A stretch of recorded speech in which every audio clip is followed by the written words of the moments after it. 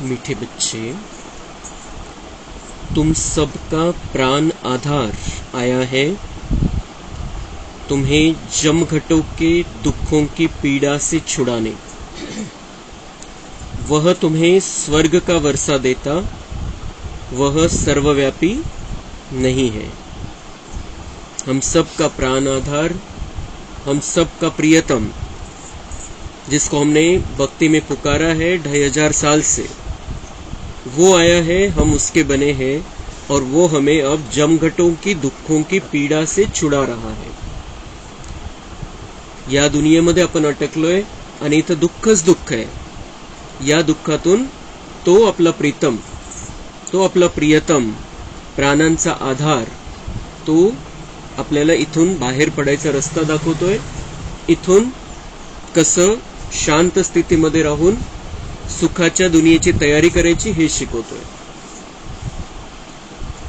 वो हमें स्वर्ग का वर्षा देता है, वो सर्वव्यापी नहीं है। स्वर्ग का वर्षा देता है, यहाँ आता है, ज्ञान सुनाता है, मार्गदर्शन करता है, शक्ति भरता है हमारे में, और हम उसके बनकर, उसके पक्के बच्चे बनकर उसकी शिक्षाओं को अपने में धारण करते हैं और उस आधार से हम वर्षा प्राप्त करते हैं। जे बाबा देतो इथं आपल्याला ते जितकं घेता येईल तितकं आपल्याला घ्यायचं आहे। जसं मम्माने घेतलं आणि ती नंबर 1 गेली।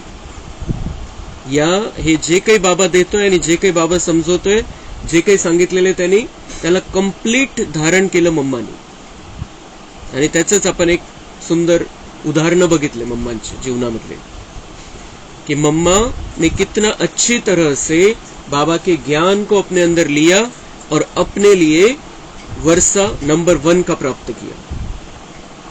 सर्वश्रेष्ठ वर्षा त्यांनी प्राप्त केला। त्या आधाराने खूप सुंदर बाबांवरती निश्चय बुद्धि, एका बाबांवरती विश्वास और हर घड़ी अंतिम घड़ी, ये सोचते हुए अपने पुरुषार्थ को उन्होंने आगे बढ़ाया। हमने इस मम्मा की कहानी से भी अपने लिए कुछ बातें निकालनी है, सीखना है, उस पर चलना है। प्रश्न है, इस राजयोग में कौन सा योग सदा कंबाइंड है? इस राजयोग में कौन सा योग सदा कंबाइंड? ये तो राजयोग है। बाबा हमें राजा बनने के लिए सिखा रहा है, राजा बनने का योग है, राजा रानी बनना है, लेकिन कौन सा योग इसमें सदा कंबाइंड है? याच्यामध्ये काय मिक्स आहे अजून? उत्तर है, इस राजयोग में प्रजा योग सदा ही कंबाइंड है। इस राजयोग में प्रजा योग सदा ही कंबाइंड है। म्हणजे कोणी राजा बना, कोणी प्रजा बना, जो जास्त चांगली धारणा करेल, जो जास्त बाबांच्या म्हणण्यावरती चालेल, तो राजाई लेवल प्राप्त करेल। नाही चालला, नाही त्या स्थितीमध्ये राहिले, तर मग प्रजेमध्ये तर यायचंच है। नीचे की लेवल में तो आना ही है, और सब राजा तो बन नहीं सकते, इतने सीट नहीं है, इतनी ऊपर की लेवल सबको नहीं मिल सकती है। इसलिए इसमें बाबा म्हणता है प्रजा योग, जो ज्ञान की धारणा नहीं करते हैं, जो जिनका बाबा की मुरली पर निश्चय नहीं है, जिनका बाबा पर निश्चय पूरा नहीं है, जिनका खुद पर निश्चय नहीं है, जिनका ड्रामा पर निश्चय नहीं है, जिनका ईश्वरीय परिवार पर निश्चय नहीं है, वो प्रजा में आएंगे। म्हणून बाबा म्हणता है ये प्रजा योग भी है, क्योंकि राजा रानी के साथ साथ प्रजा भी चाहिए। राजा रानी किस पर राज करेंगे? प्रजा तो चाहिए, लेकिन हमें प्रजा नहीं बनना है। आपला पुरुषार्थच याच्यासाठी पाहिजे की आपल्याला राजा रानी बनायचंय। जसं मम्मांनी पुरुषार्थ केला, जसं मम्मांनी करून दाखवलं, तसं आपल्याला करायचंय।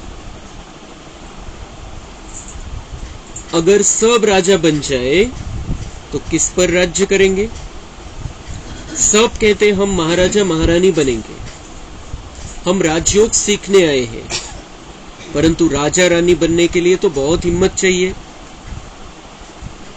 तो हम सब चाहते हैं कि हम महाराजा महारानी बने, लक्ष्मी नारायण बनने के लिए सब हाथ उठाते हैं, लेकिन बाबा म्हणता है कि इसके लिए तो बहुत हिम्मत चाहिए। असज थोड़ी है, सहज थोड़ी है, मासी का घर थोड़ी है, सहज नहीं होगा। मम्मा बाबा ने कितना कष्ट सहा है इसके लिए, किती सहन केलं त्यांनी, पुढे तर तेच होते।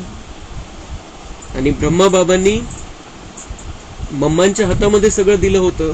ब्रह्मा बाबा समोर ज्ञान मुरली चालवायचे आणि परिस्थिती कुठेही काही प्रॉब्लेम आला तर मम्मांना तिथं पाठवायचे. तो ज्ञान सुनाने वाला ब्रह्मा दिखता था कि ये सिखाता है, ये बातें बताता है ऐसे. आणि प्रॉब्लेम जिथं आहे तिथं मम्मा जायच्या, तो प्रॉब्लेम सुटून जायचा लगेच. तो इन दोनों ने बहुत गालियां खाई है, बहुत अपमान सहन किया है, बहुत निंदा सहन की है, लेकिन आज हम उसका फल देख रहे हैं. कितने सारे भाई बहने देवी देवता बनने के लिए तैयार हो रहे हैं. उसका फल है. अगर मम्मा बाबा ने हिम्मत नहीं रखी होती, अगर मम्मा बाबा ने ये निश्चय पक्का नहीं रखा होता कि शिव बाबा मुझे क्या से क्या बना रहा है और हमें इस दुनिया को स्वर्ग बनाना है, हमें इन दुनिया वालों को दुखों से छुड़ाना है, अगर उनके मन में ये भावना नहीं रहती थी तो हम आज देवी देवता बनने के रास्ते पर नहीं रहते थे. इसलिए हमें शिव बाबा की याद तो बुद्धि में पक्की रखनी है, लेकिन इन दोनों का उदाहरण हमारे सामने सदा रहना चाहिए. अगर राजा रानी बनना है, अगर ऊंचा भाग्य बनाना है, श्रेष्ठ भाग्य बनाना है, तो हमें हिम्मत रखनी पडेगी. आणि सगळ्याच बाबतीत हिम्मत पाहिजे. ज्ञानामध्ये ज्ञान ऐकण्यासाठी हिम्मत पाहिजे, योग करण्यासाठी हिम्मत पाहिजे, कारण माया वेगवेगळ्या प्रकारे आपल्यावरती वार करायचा प्रयत्न करते. धारणा करण्यासाठी हिम्मत पाहिजे आणि सेवेमध्ये हिम्मत पाहिजे.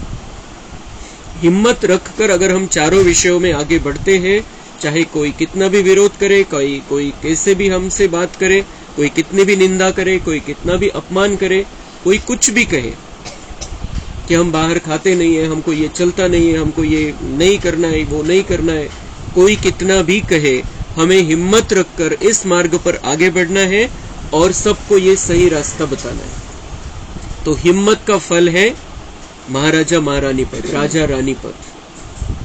हिम्मत नहीं तो फिर बाबा म्हणता है प्रजा योग तो कंबाइंड है ही, फिर प्रजा में आ जाना.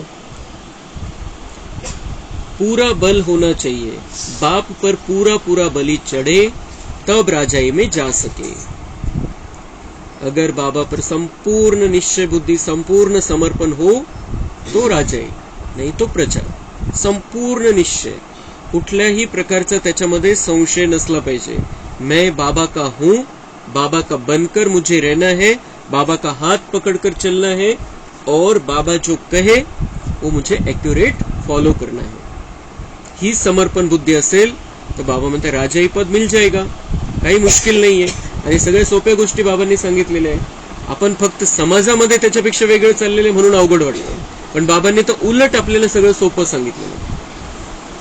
जे काही दुनियेमध्ये जे काही करताय भक्त, त्याच्यापेक्षा तर बाबांनी खूप सोपं सांगितलेलं आहे. अवघड काहीच नाही, फक्त एक तो प्रवाह एक वेगळ्या दिशेला चाललेला आहे म्हणून असं वाटतं की आपण काहीतरी अवघड आहे. पण हे सगळ्यात सोपा मार्ग बाबांनी आपल्यासाठी ठेवलेला आहे आणि तो आपल्याला डायरेक्ट राजा राणी बनवणार, स्वर्गाचा महाराजा महाराणी बनवणार आहे. तर हे आपण स्वतःशी बोलून आपण पक्क करत चालायचं. अच्छा, मीठे मीठे सेके लधे बच्चों प्रति माता पिता बाप दादा का याद, प्यार और गुड मॉर्निंग. रूहानी बाप की रूहानी बच्चों को नमस्ते.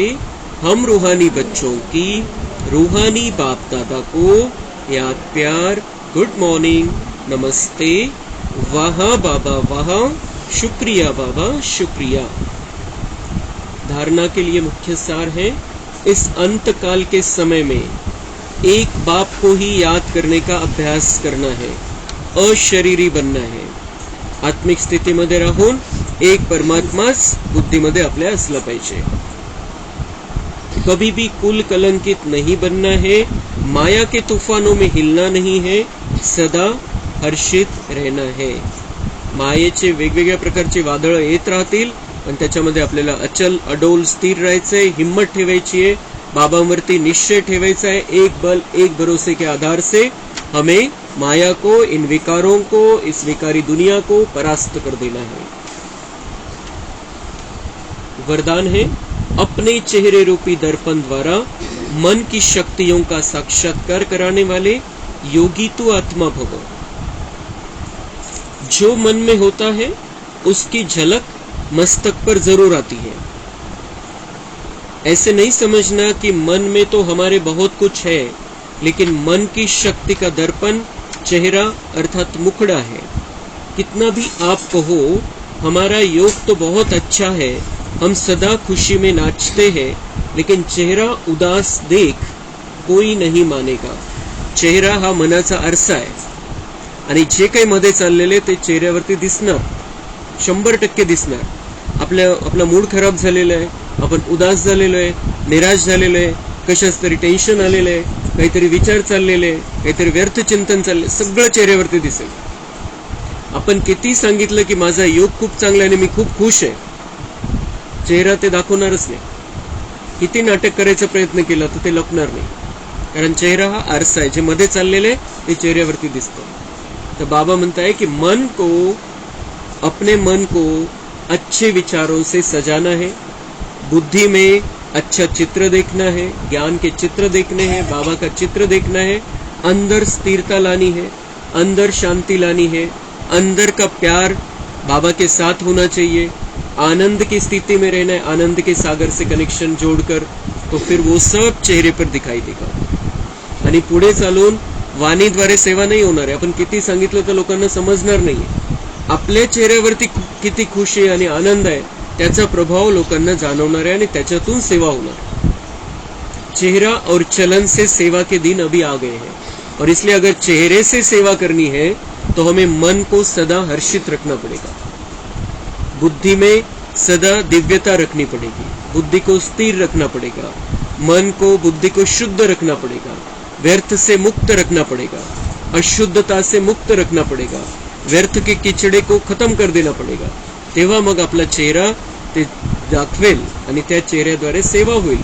कारण इथून पुढे लोक तर टेन्शन मध्ये राहणार आहे, अनेक जण तर मानसिक रोगी झालेले आणि आपण खुश दिसू त्यांना, ऑटोमेटिक सेवा होईल कि इनको क्या मिला है। तो फिर वो भी बाबा के बनकर अपना कुछ न कुछ लास्ट समय में कुछ न कुछ तो भाग्य बना लेंगे। तसं नाटकी हसणं किंवा कलियुगातलं हसणं किंवा कलियुगाच्या हिशोबाने खुश होणं, त्याच्यामध्ये ती रूहानियत नाही वाटणार, त्याच्यामुळे ते बाबाकडे आकर्षित नाही होणार। कलियुगातलं आपलं जे आहे आकर्षण, त्यामुळे आपल्याकडे आकर्षित होतील, बाबांकडे आकर्षित नाही होणार। पण आतमध्ये जी शांती, आनंद, प्रेम, सत्य आहे त्याचा प्रभाव जो चेहऱ्यावरती दिसेल तर ते ऑटोमॅटिक ते आत्मे बाबांकडे आकर्षित होतील, बाबांचे बनतील आणि आपलं भाग्य बनवून घेतील। तो चेहरा उदास देखकर कोई नहीं मानेगा, पा लिया इस खुशी की चमक चेहरे से दिखाई दे, मुझे सब कुछ मिल गया है, संतुष्टि, काहीच नाही पाहिजे आता मला, सब कुछ मिल गया, बाबा मिल गया है, सब कुछ मिल गया है। थोडंफार मला सहन करायचंय, पण माझ्यासाठी आता नवी दुनिया येते। बाबा माझ्यासाठी ते सुंदर घर बनवतोय, सुंदर राजमहल माझ्यासाठी तयार होतोय, मला त्या सुंदर दुनियेमध्ये राहायचंय, आता मला काहीच नाही पाहिजे इथं। ही भावना मध्ये जेव्हा पक्की होईल तेव्हा ती संतुष्टी, ते समाधान आपल्या चेहऱ्यावरती दिसेल आणि तो आनंद लोकांना जाणवेल, ते व्हायब्रेशन जातील त्यांना आणि त्यातून सेवा होईल। खुश का चेहरा नहीं दिखाई दे, खुशी का चेहरा दिखाई दे, तब कहेंगे योगी तो आत्मा। योगी आत्मा केव्हा म्हणता येईल, जेव्हा तुमचा चेहरा खुशीचा आहे, आनंदाचा आहे, स्थिर आहे, एकदम शांतचित्त अवस्था आहे। बिलकुल नुसतं आपण त्या बाबांच्या आठवणीमध्ये जरी बसलेलो आहे आणि मनामध्ये बिलकुल शांती आहे, कुठल्याही प्रकारची इच्छा नाहीये, तर बिलकुल आपला चेहरा जो है तो दाखवून देईल की इन्हें कुछ नहीं चाहिए, ये बहुत संतुष्ट है, बहुत समाधानी है। आणि नाही अगर कुछ चाहिए चाहिए चाहिए, ये होना चाहिए, ऐसे करना है, वैसे करना है, वो करना है, तर मग काही ना काही प्रॉब्लेम येतील आणि आपण उदास होऊ आणि मध्ये उदासी तर ती चेहऱ्यावर दिसेल। तो चेहरे पर उदासी, निराशा, टेंशन ये अभी हमें रखना ही नहीं है। मम्मा इतका कॅन्सरचा त्रास होत असताना सुद्धा त्यांच्या चेहऱ्यावर कधीही असं जाणवलं नाही की यांना खूप प्रॉब्लेम आहे, यांचं काहीतरी दुखतंय। चेहरा सदा खुश, जसं जानकी दादी म्हणायच्या की